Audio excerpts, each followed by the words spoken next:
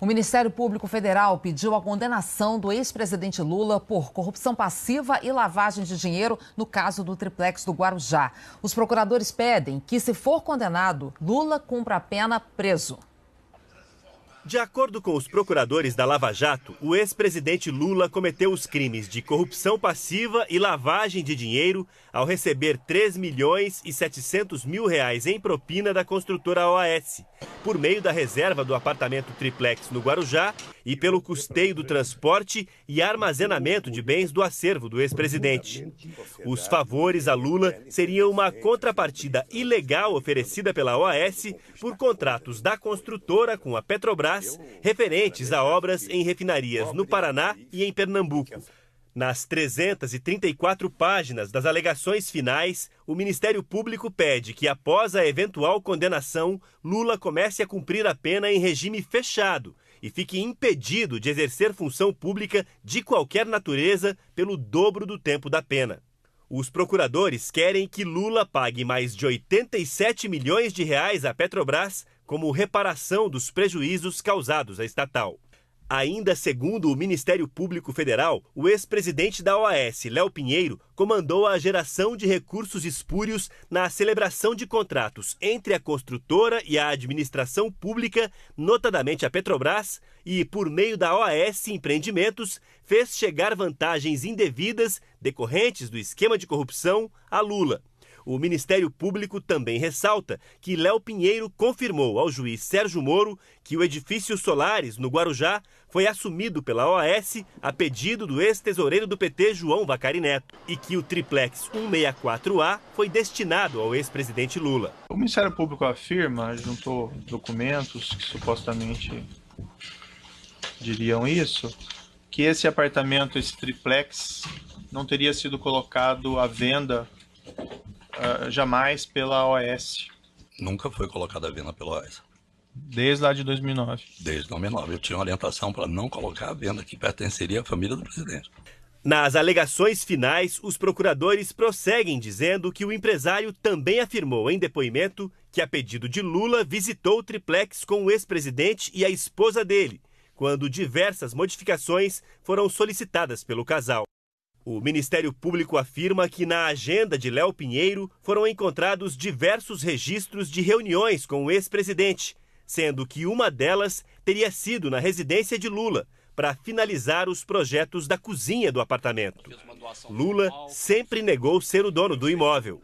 No interrogatório ao juiz Sérgio Moro, afirmou que não há qualquer documento que prove que o triplex seja dele. Nunca solicitei e nunca recebi apartamento. Nas alegações finais, os procuradores dizem que, como provado no presente caso, sendo o triplex no Guarujá destinado a Lula pela OAS, esconder que Lula é o proprietário do imóvel configura o crime. Dizer que não existe escritura assinada pelo réu Lula é confirmar que ele praticou crime de lavagem de dinheiro. Os procuradores também dizem que os crimes perpetrados pelos investigados são de difícil prova. E afirmam que isso não é apenas um fruto do acaso, mas sim da profissionalização de suas práticas e de cuidados deliberadamente empregados pelos réus. Os procuradores dizem que ficou bastante claro que os envolvidos buscavam a todo momento aplicar técnicas de contra-inteligência a fim de garantir a impunidade deles. Os procuradores citam a frequente utilização de códigos em conversas telefônicas e telemáticas e o registro documental de atividades ilícitas de forma dissimulada. Apesar disso, os procuradores dizem que apresentaram um enorme conjunto de provas documentais, testemunhais e periciais que incluem dados extraídos do fim dos sigilos bancário e fiscal dos réus, fotos, mensagens de celular, mensagens de e-mail, registros de ligações telefônicas e de reuniões e contratos apreendidos nas residências dos réus, além de vários outros elementos de prova. O Ministério Público também pediu a condenação de outros 6 réus na ação. Paulo Okamoto, presidente do Instituto Lula, Léo Pinheiro e mais 4 ex-executivos da OAS. As defesas dos réus têm até o dia 20 de junho para apresentar as alegações finais. Em seguida, o juiz Sérgio Moro poderá dar a sentença de primeira instância, mas não há um prazo para que isso ocorra. Além do processo do triplex, o ex-presidente Lula é réu em outras 4 ações penais em Curitiba e em Brasília e foi denunciado no caso do sítio de Atibaia. Lula também é alvo de mais 3 inquéritos na Lava Jato. A defesa do ex-presidente declarou que os procuradores insistem em teses inconstitucionais, ilegais e incompatíveis com a realidade para perseguir Lula e prejudicar a história e a atuação política dele.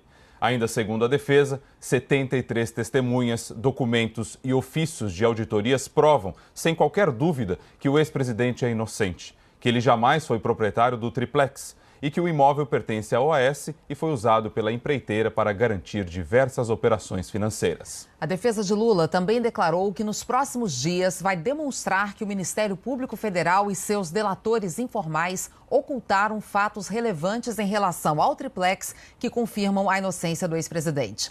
Na opinião dos advogados, houve uma atuação de forma desleal e incompatível com o Estado de Direito e com as regras internacionais que orientam a atuação de promotores em ações penais. A defesa de Paulo Okamoto afirmou que não existe qualquer ilegalidade no armazenamento do acervo do ex-presidente Lula. Nós não tivemos resposta das defesas de Léo Pinheiro e de João Vacarinello. A Polícia Federal prendeu hoje Rodrigo Rocha Loures, ex-deputado federal do PMDB e ex-assessor especial do presidente Michel Temer. Rocha Loures é acusado de receber propina da JBS. A reportagem é de Camila Bonfim. Rodrigo Rocha Loures estava em Brasília, em casa, quando a Polícia Federal chegou para cumprir o mandado de prisão. Em seguida, por volta das 7 da manhã, o ex-deputado e ex-assessor especial do presidente Michel Temer foi levado à Superintendência da Polícia Federal. Os advogados chegaram logo depois. Nesta imagem exclusiva, é possível ver Loures chegando e entrando na Superintendência, onde começa a cumprir a prisão preventiva determinada pelo relator da Lava Jato no Supremo, ministro Luiz Edson Fachin. Na Superintendência, ele está em uma cela de 9 metros quadrados, com beliche e uma cama apenas. O local não tem TV, pia, chuveiro nem janelas. Loures está sozinho na cela. O ex-deputado foi flagrado recebendo R$500 mil de propina da JBS em uma mala, o pagamento inicial de um suborno acertado para valer durante 20 anos, segundo Joesley Batista. As imagens foram feitas pela Polícia Federal em ação controlada, para comprovar as revelações das delações de executivos da JBS. Segundo Joesley Batista, Rodrigo Rocha Loures foi indicado pelo presidente Michel Temer como interlocutor para resolver assuntos da empresa junto ao governo. O empresário explicou na delação que, antes, o contato dele era com Gedel Vieira Lima, mas como ele deixou o governo, Loures assumiu o papel de interlocutor. Temer e Loures são investigados no mesmo inquérito no Supremo. O ministro Edson Fachin acolheu um novo pedido de prisão feito pelo Procurador-Geral da República, Rodrigo Janot. Ao determinar a prisão, o relator reafirmou que Loures só não tinha sido preso antes, porque tinha imunidade parlamentar. Loures era deputado na vaga de Osmar Serralho, então ministro da Justiça. Com a volta de Serralho, que é o titular do cargo na Câmara, ele perdeu o foro privilegiado. Na decisão, a que a TV Globo teve acesso, Fachin disse que os crimes vêm sendo cometidos por Loures a longa data e que houve aprofundamento de métodos nefastos de autofinanciamento, em troca de algo que não lhe pertence, que é o patrimônio público, que é gravíssima a conduta narrada na inicial, considerando-se os valores em pauta e o poder de influência das autoridades envolvidas. E que Loures é um político com influência no cenário nacional, até pouco tempo deputado federal e assessor do presidente Michel Temer, além de pessoa de sua mais estrita confiança, como declarado em áudio captado. E revelam-se insuficientes para a neutralização de suas ações, medidas diversas da prisão. Não se deixa, sem embargo, de lamentar que se chegue a esse ponto. Fachin disse que as provas são suficientes para concluir que, quanto ao delito de corrupção passiva, há fortes indícios de solicitação e percepção de suposta vantagem indevida por Rodrigo Santos da Rocha Loures. Fachin também afirmou que é legal a forma como a gravação de Joesley Batista com o presidente Temer foi feita. O ministro afirma, quanto à alegação de que a gravação realizada por Joesley Batista ao captar o diálogo com o presidente Michel Temer é ilícita, ainda que se possa ponderar a alegação do representado que sustenta violação ao direito ao silêncio, a jurisprudência dessa Suprema Corte é pacífica no sentido de que é lícita a captação ambiental de conversa feita por um dos interlocutores, mesmo sem o conhecimento do outro. E acrescenta, quanto à alegação da ilicitude da gravação em razão de suspeitas de que seu conteúdo teria sido corrompido, compreendo prematura qualquer consideração a respeito, diante do fato segundo o qual a perícia oficial ainda não foi concluída. Há confissão sobre a existência e conteúdo da conversa, suficiente para comprovar o fato. A decisão levou em conta a influência de Loures, a gravidade dos crimes e a possibilidade que ele viesse a cometê-los de novo. E, segundo o ministro, também há indícios de que o ex-assessor de Temer estava tentando atrapalhar as investigações. Por isso, conclui, manter Loures em liberdade é colocar em risco a apuração completa dos fatos. No novo pedido de prisão feito por Rodrigo Janot e que agora foi aceito por Fachin, o procurador afirma que Rocha Loures era o verdadeiro longa-manos do presidente Temer, ou seja, que Loures cumpria ordens de Temer. O envolvimento de Rodrigo Santos da Rocha Loures se deu na condição de homem de total confiança, verdadeiro longa-manos do presidente da República. Oficialmente, a orientação da defesa é que Loures se mantenha em silêncio, nada de delação. Os advogados já afirmaram ao Supremo que a prisão é para forçar o ex-deputado a se tornar um delator da Lava Jato. Mas o ministro Fachin afirmou que não há provas para acolher essa alegação. A defesa vai recorrer da prisão na próxima segunda-feira. Também na segunda, ele deve ser transferido para o presídio da Papuda. Na Papuda, Rodrigo Rocha Loures vai ficar em um local chamado Ala dos Vulneráveis, construída na época do Mensalão. Nessa ala, os presos ficam separados de acordo com o regime. Presos provisórios ficam separados dos condenados em regime aberto ou fechado, por exemplo. Está preso ali, por exemplo, o doleiro Lúcio Funaro, investigado na Lava Jato e que, segundo as investigações, recebia mesada do empresário Joesley Batista para ficar em silêncio. Também estão nessa ala o empresário Luiz Estevão e condenados do Mensalão, como o ex-diretor do Banco do Brasil, Henrique Pisolato. A assessoria do presidente Michel Temer declarou que ele nunca autorizou ninguém a fazer qualquer negociação ou a manter qualquer conversa escusa em nome dele. A Procuradoria-Geral da República não quis comentar as declarações da defesa de Rodrigo Rocha Loures. Em pouco mais de 12 horas, o presidente Michel Temer foi 2 vezes à capital paulista. Uma para se reunir com o governador Geraldo Alckmin, do PSDB. Depois, para um encontro com o advogado de defesa. O presidente Michel Temer chegou a São Paulo pouco antes do meio-dia, horas depois de saber da prisão de seu aliado, o ex-deputado Rodrigo Loures, do PMDB do Paraná. Ele se reuniu com o advogado criminalista e amigo pessoal Antônio Cláudio Maris de Oliveira, no escritório particular que o presidente tem na Zona Sul. Os dois conversaram sobre a prisão de Loures, sobre o processo no Tribunal Superior Eleitoral, que na próxima terça-feira começa a julgar o pedido de cassação da chapa Dilma Temer, e discutiram também a estratégia de defesa que será adotada pelo presidente diante das acusações feitas pelo empresário Joesley Batista. Em uma delação premiada, o dono da JBS e um executivo do grupo disseram que Joesley pediu a interferência de Michel Temer numa disputa de uma termoelétrica do grupo com a Petrobras no CAD, o Conselho Administrativo de Defesa Econômica, e que o presidente sugeriu que procurassem Rocha Loures. Segundo Ricardo Saldi, delator da JBS, em troca da suposta intervenção, Temer e o ex-deputado Rocha Loures receberiam um pagamento semanal de R$500 mil por 20 anos.